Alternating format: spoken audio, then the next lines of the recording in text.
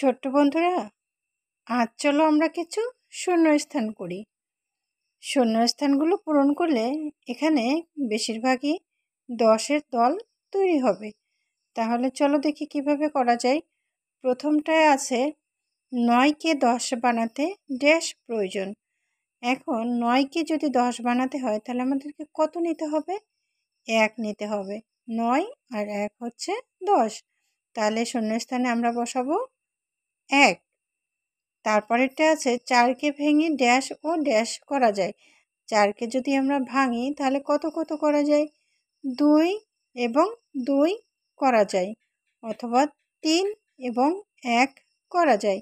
আমরা দুইটা করলেই যে কোনো একটা, মানে দুইটা যে কোনো একটা করলেই রাইট হবে।